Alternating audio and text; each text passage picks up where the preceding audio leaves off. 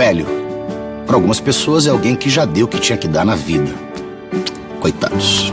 Não dos velhos, mas dos que pensam assim. Velho é ser sábio, é ter a paciência do mundo para ouvir e aconselhar. Velho é ter a malícia dos jogadores experientes que sabem qual a bola boa de ir atrás. A gente quer dar um novo significado à palavra velho, que essa palavrinha tenha o seu exato sentido na expressão velho amigo. Algo precioso, indestrutível, que perdura. Daí, se você tiver sorte na vida, mas muita sorte mesmo, você vai virar um velho. Não dá pra voltar atrás. Só assim, um comercial. A gente vai aprender a última coisa aqui, né? O nosso querido irmão Ulisses, é advogado. Ele vai falar um pouquinho sobre essa parte do direito que o idoso tem, que às vezes a gente desconhece. Vamos ser, Ulisses. Bom dia, graça e paz. Eu quero primeiramente agradecer ao pastor Raimundo pela oportunidade de participar desse fórum e deixar uma mensagem no versículo bíblico do Provérbios. Uma vida longa é a recompensa das pessoas honestas. Os seus cabelos brancos são uma coroa de glória. Para falar sobre o idoso, uma fase tão importante na nossa vida, dos direitos dos idosos. Eu faço um questionamento primeiramente. Por que se criou esse estatuto, essa lei? A população brasileira, a população mundial vem envelhecendo com o tempo. E a expectativa de vida dos brasileiros em 2014 foi de 75 anos, 75,2 anos. Então, se criou a necessidade de criar uma lei, um estatuto para criar essas pessoas. Quem é o idoso? O idoso é a pessoa com igual ou mais de 60 anos. Não só porque tem essa lei, a Lei Federal 10.741 de 2003, que o idoso não é amparado por outras leis. A Constituição diz que toda pessoa tem dignidade. O que seria dignidade? Tratar a pessoa com não só a questão do ser individual, mas do coletivo. Então a pessoa ela tem a dignidade de ser um cidadão, de ter direitos. No âmbito internacional, quando se pensou sobre a questão do direito do idoso, em 1982, a ONU, a Organização das Nações Unidas, criou um comitê, uma assembleia para tratar dos direitos dos idosos. Aconteceu em Viena e depois, em 2002, em Madrid, esses pontos que foram nessa assembleia já foram mais elaborados. E a gente vê que a lei foi em 2003, a lei brasileira. Então, a partir dessa política pública que foi criada na Convenção de Madrid, que o Estado brasileiro criou um estatuto, uma lei federal, para criar especificamente o direito dos idosos. Agora eu quis chamar a atenção que em 93 já existia o ECA, o Estatuto da Criança e Adolescente. Então, muito tempo se pensou mais na criança, no adolescente, e só agora, porque a população brasileira vem envelhecendo, vem tendo uma melhor qualidade de vida, se pensou em um estatuto que tenha direitos para os idosos. A Constituição de 88, a Constituição Federal Brasileira, ela foi muito tímida a falar dos idosos. Ela só mencionou em direitos a questão do transporte coletivo, a gratuidade para os maiores de 65 anos. Só que se pensou ter, como a colega já falou, uma política para o idoso. E o que tem nessa política? Quais são os direitos dos idosos? Basicamente são saúde, o transporte coletivo, a questão sobre a violência do idoso, a questão das entidades, quem são as entidades que vão cuidar dos idosos, a questão do lazer, da cultura, do esporte, o trabalho, o idoso também trabalha, muitos dos idosos ainda continuam trabalhando, e a questão dos núcleos especializados. Quem são esses núcleos? Advogados, Defensoria Pública, Ministério Público, que vão cuidar desses idosos. Parto primeiro da saúde. Vocês sabiam que o idoso tem atendimento prioritário no SUS? Quando um idoso chega com uma doença ou enfermidade no SUS, ele tem a prioridade de atendimento. Vocês sabiam também que os remédios, a distribuição de remédios para os idosos é gratuita, principalmente os remédios de uso continuado, como a hipertensão, a diabetes. Também é gratuito a distribuição de órgãos e de próteses. Se você tiver um idoso que precisa de uma prótese, assim, perder um membro, a diabetes, o SUS, o governo, a União, o Estado, todos os órgãos que é vinculados ao SUS, a União, o Estado e o município, tem o dever de dar a esse idoso uma prótese, uma cadeira de rodas. É uma questão muito séria no direito da saúde do idoso, a questão dos planos de saúde. A gente vê muitas reportagens em que os planos de saúde, quando você chega a uma determinada faixa etária, eles aumentam vertiginosamente o plano. Eu estava vendo uma palestra lá do banco mesmo que para você colocar um idoso, uma familiar seu no plano de saúde da CAMED, ele paga mais ou menos R$1.000 a partir de 65 anos. A mensalidade de um idoso para entrar na CAMED é quase R$1.000. É um absurdo você... Hoje, paga uma pessoa na faixa etária de 30 anos, mais ou menos paga R$150, R$200 de plano de saúde. Você chegar lá numa fase de 60 anos, 5 anos, 70, você pagar R$1.000 de plano de saúde, e você, uma pessoa que recebe um salário mínimo, um pouco mais do salário mínimo, é um absurdo. E muitas entidades de assistência ao idoso já têm entrado judicialmente para combater esse abuso de aumento elevado das mensalidades do plano de saúde. O idoso, quando ele é internado, ele tem direito ao acompanhante, então ele não pode ficar sozinho. Ele tem que ser acompanhado por uma pessoa familiar ou alguma pessoa que cuide dele. Transporte coletivo. Para os maiores de 65 anos, ele tem o direito à gratuidade para o transporte coletivo urbano. Como é que se dá esse direito? Você, mediante só a apresentação da carteira de identidade, você apresenta ao motorista e ele vai lhe conceder essa gratuidade. No transporte coletivo interestadual, essa lei ela prevê que duas vagas no transporte, se você quiser ir como eu, vou para a Conquista. Então, 2 vagas nesse transporte coletivo é reservado para os idosos.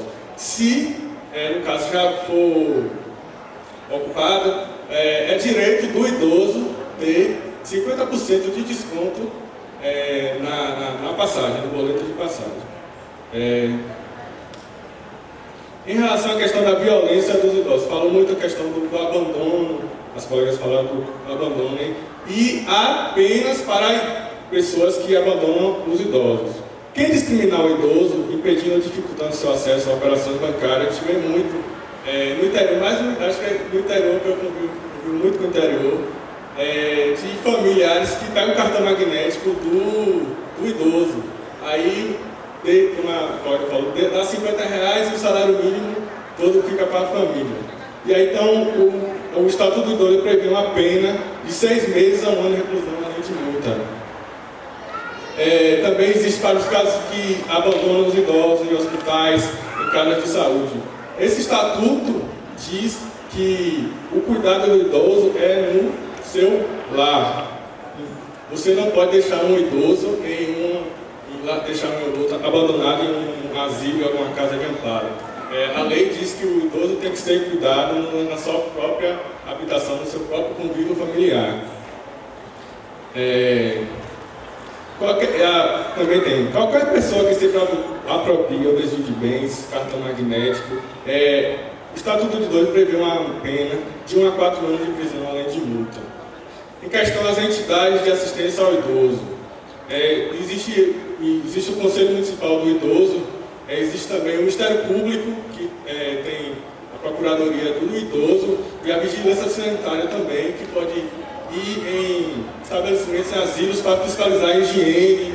Esses órgãos, eles têm a fiscalização, o cuidado com o idoso.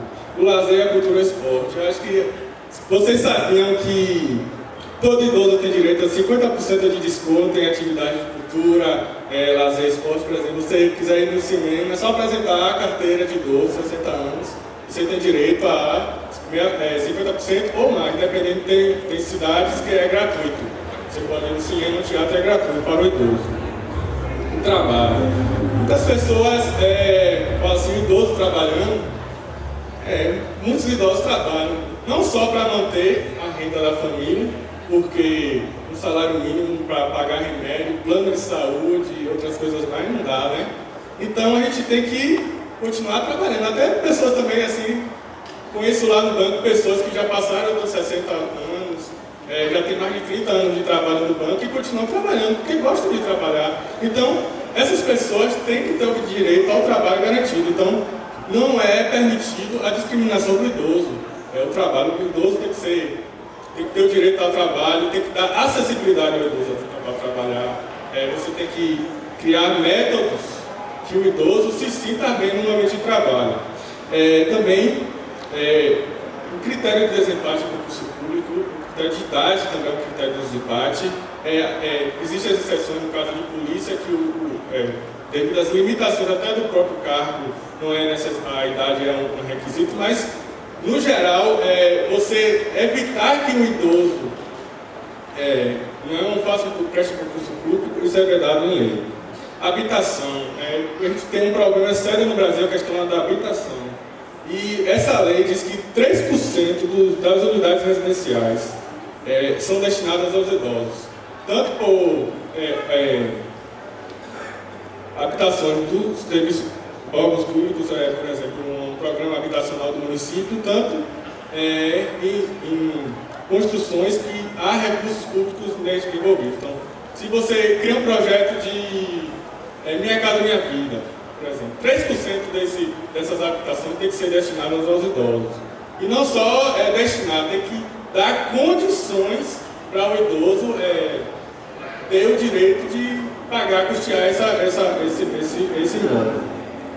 Por fim, eu encerro, só falando na questão dos órgãos que defendem o idoso. A gente tem a Defensora Pública, aqui em Feira de Santana, também a OAB, também tem núcleos de assistência, de defesa ao idoso. Eu sei que a UFES também tem o SAGUFES, que trabalha com assistência, não só questão jurídica em si, mas também eles trabalham com o idoso. E eu, por fim, falar sobre a Previdência, né? A Previdência, quem tem mulher 60, quem tem homem 65 anos, tem direito à aposentadoria. Só que a aposentadoria é um benefício previdenciário e deve ser contribuições, 180 contribuições. Então você que é um professor profissional autônomo, tem que ir no INSS, fazer o cadastro lá e dar uma contribuição. Para aqueles que chegaram aos 65 anos e não teve as contribuições que a INSS exige, existe o benefício, como disse, de prestação continuada, o benefício que é para as pessoas maiores de 65 anos de baixa renda. O que seria essa baixa renda? É 1/4 do grupo familiar. Aí foi o questionamento. Será que uma pessoa que tem um familiar, que tem uma aposentadoria, pode receber assistência familiar?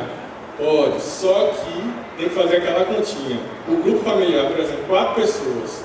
Então, o grupo familiar todo, a gente faz com salário mínimo, tem que ter 1/4. Então, acho que é praticamente quase impossível você fazer essa conta e chegar no denominador comum. Você 1/4, quem vai sobreviver com 1/4 de salário mínimo para ter esse benefício. Então, é muito difícil mesmo ter um benefício. Tive muito menos fraudes. Tive muitas pessoas que têm condições de se sustentar, mas usam de meio de fraudes para ter esse benefício. Por isso que existem essas barreiras. Porque existem pessoas que mais esclarecidas e aí utilizam de métodos para conseguir o benefício, e pessoas que deveriam ter o benefício não têm, porque essas pessoas recebem o benefício e o Estado também tem que ter aquela conta, né? Você não pode dar mais do que você não tem. Então é isso. Eu encerro dizendo que, assim como nossos pais cuidaram da gente quando criança, a lei, o Código Civil diz que os filhos devem cuidar dos pais no tempo da velhice. A palavra de Deus mesmo, já bem antes disso, já diz que honra teu pai, não só honra teu pai e tua mãe, não só questão de honrar, dar carinho, mas sustentar os seus pais no tempo da velhice. Amém. Obrigada, Luiz.